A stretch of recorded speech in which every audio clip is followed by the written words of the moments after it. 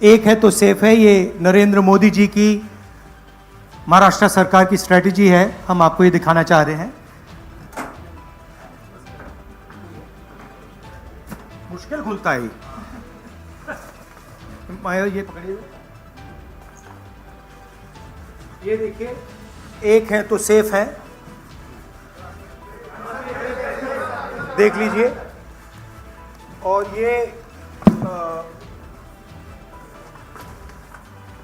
Strategy का लक्ष्य है, देखिए, एक है तो सेफ है। धारावी का मैप है, ये भी दिखा दीजिए, दूसरा पोस्टर दीजिए। ये एक लाख करोड़ रुपए का धंधा चल रहा है। ये आप देखिए, हमारे प्रधानमंत्री जी और अदानी जी एक साथ खड़े हैं, एक हैं तो सेफ हैं, और ये लक्ष्य है। तो उन्होंने अपना नारा दिया है, हम उनका थोड़ा नारे को आपको समझाना चाहते हैं। क्या आपको लगता है कि इन सारी स्लोगन्स के वजह से महाराष्ट्र के डीएनए को नहीं, उनका जो स्लोगन, मेन जो स्लोगन है, एक है तो सेफ है, वो मैंने इतनी अच्छी तरह आपको दिखाया है, उसको समझाया है कि एक है तो सेफ है। एक कौन है? एक नरेंद्र मोदी जी हैं, अदानी जी हैं, अमित शाह जी हैं। सेफ है तो कौन सेफ है? अदानी जी सेफ हैं। कष्ट किसको होगा? धारावी की जनता को होगा। नुकसान किसका होगा? धारावी की जनता को होगा। जो हिंदुस्तान की स्मॉल और मीडियम इंडस्ट्रीज हैं, जिसका एक चिन्ह धारावी है, उसको एक व्यक्ति के लिए खत्म किया जा रहा है। तो लड़ाई यही है। नारा उन्होंने दिया, हमने आपको समझा दिया। इस इलेक्शन का नारा मोदी जी ने दिया है और बिल्कुल सही नारा है। एक है तो सेफ है। सवाल है, सेफ कौन है, सेफ किसका है, एक कौन है, यह सवाल है। दीपक भट्टू से लोकमत। राहुल जी, आज मार्केट में किसानों को सोयाबीन का 4,000 रुपये करीबन रेट मिल रहा है। एमएसपी है 4,830 रुपया। तो आपने कहा है कि हम लोग 7,000 रुपये देंगे अगर सत्ता पे आएंगे तो, और प्लस बोनस। तो 4,000 और 7,000 प्लस बोनस, ये जो डिफरेंस है वो कहाँ से कांग्रेस कॉम्पेंसेट करेगी? ये हमने सारे कैलकुलेशंस कर रखे हैं, हमारा एक्सपीरियंस है, हमने ऐसी ही पॉलिसीज छत्तीसगढ़ में चलाई हैं। तो financially there is no problem, this is easily feasible, we have done all the calculations. Study किया है हमने। अगर आप डिटेल्स चाहते हैं तो हमारी टीम से हम आपको पूरा फाइनेंशियल डिटेल्स, ये जो हमारी कमिटमेंट्स हैं, इसका पूरा फाइनेंशियल डिटेल हम आपको दे देंगे, कोई प्रॉब्लम नहीं है। रंजीत सिंह, ANI। अभी राहुल जी गुड मॉर्निंग। मैं रंजीत, ANI से। आप चूंकि काफ़ी केंद्रित हैं धारावी के मुद्दे को लेकर के, तो मैं सवाल करना चाहूँगा कि 2005 से धारावी में कोई डेवलपमेंट हुआ नहीं है, रीडेवलपमेंट के नाम पे अगर हम बात करें तो अब जो योजना वहाँ चल रही है, आप चूंकि कह रहे हैं कि बिलियनियर को लखपति बनाने की कोशिश है, लाख करोड़ का उनका टारगेट है, तो 2005 से अब तक जो विकास नहीं हुआ है, अब अगर शुरू हुआ है, उसमें आपको कमियां नजर आती हैं, और आप सरकार आने पे बदलने की बात भी की है महाविकास आघाड़ी ने। नहीं, विकास तो, नहीं हुआ सवाल नहीं है, रीडेवलपमेंट। हाँ, रीडेवलपमेंट। हाँ, तो उसके लिए अगर सरकार आपकी आती तो योजना बंद होगी, तो वो पुनर्विकास और लंबा नहीं किया जाएगा? 3 साल या 5 साल कम से कम लगेंगे, फिर एक बार शुरू होके और लेट। देखिए, हमारी पोजीशन बिल्कुल क्लियर है। ये जो ज़मीन है, जो लोग धारावी में रहते हैं, उनकी ज़मीन है, वो उस पे सालों से रह रहे हैं, वहाँ पे वो काम करते हैं, स्मॉल और मीडियम बिजनेसेस का हब है। धारावी को कन्वर्ट करने में दूसरी भी इश्यूज़ हैं। मैंग्रोव्स की जो ज़मीन है वो छीनी जा रही है, यहाँ पे बाढ़ आती है, ज़्यादा आएगी, लोगों को नुकसान होगा, और पूरा का पूरा काम एक व्यक्ति की मदद करने के लिए है। That is our objection. Our objection is that it is unfair, it is being done, the entire political machinery is being twisted to help one person. We are not convinced about how the tendering process was worked out, and we are absolutely convinced that this is theft of Dharavi land. And it is being handed over to one person.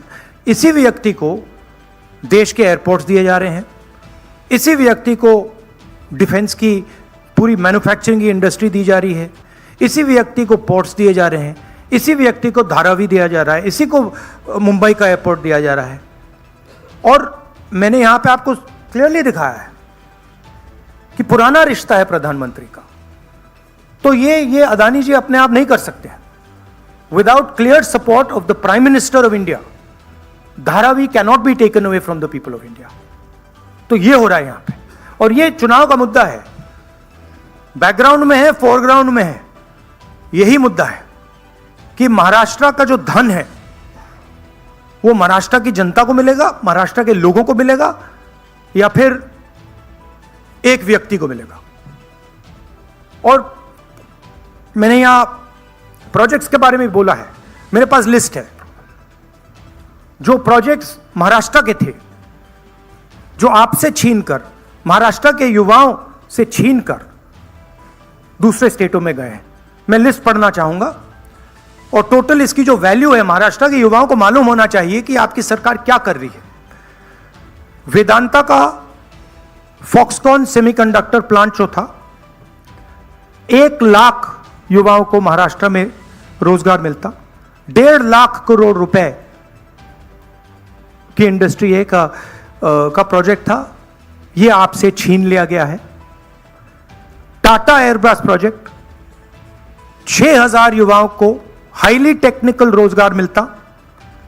1.8 lakh crore रुपए का project है, यह आपके हाथों से छीन लिया गया है। IPhone manufacturing plant, 75,000 jobs Maharashtra के युवाओं को मिलते। 2 लाख करोड़ रुपए का प्रोजेक्ट था, यह आपके हाथ से छीन लिया गया है। International finances service centre, 2 lakh युवाओं को रोजगार मिलता। 1.63 लाख करोड़ का प्रोजेक्ट है, यह आपके हाथ से छीन लिया गया है। गेल पेट्रोकेमिकल प्रोजेक्ट, 60,000 करोड़ का प्रोजेक्ट है, 20,600 युवाओं को रोजगार मिलता, यह आपसे छीन लिया गया है। बर्थ ड्रग पार्क, 80,000 युवाओं को रोजगार मिलता, 3,000 करोड़ का प्रोजेक्ट है। सेमीकंडक्टर प्लांट्स, 90,000 करोड़ के प्रोजेक्ट्स हैं, 3 लाख युवाओं को रोजगार मिलता। टोटल 5 लाख युवाओं के जो जॉब्स हैं वो आपसे छीने गए हैं। महाराष्ट्र के युवाओं, आप इस बात को समझिए, धारावी की जमीन छीनी जा रही है। मोदी जी सामने बोल रहे हैं, एक हैं तो सेफ हैं, अदानी जी को दी जा रही है। 7 लाख करोड़ रुपए के प्रोजेक्ट्स आपसे छीने गए हैं, और 5 लाख युवाओं को रोजगार मिल सकता था, वो आपसे लिया गया है और दूसरे प्रदेशों में गया है। यह रिकॉर्ड है, यह पक्की बात है, यह हवा की बात नहीं है। अनन्या गुप्ता, और पीटीआई। अगर आप इसके डिटेल चाहते हैं तो हम आपको सबको डिटेल्स दे सकते हैं।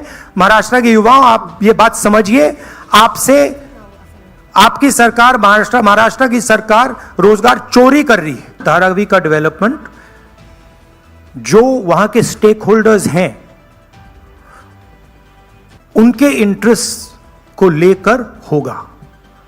आज उनके इंटरेस्ट को परे किया जा रहा है, उनके इंटरेस्ट को नेगेट किया जा रहा है, और इनके इंटरेस्ट को पूरा सपोर्ट दिया जा रहा है।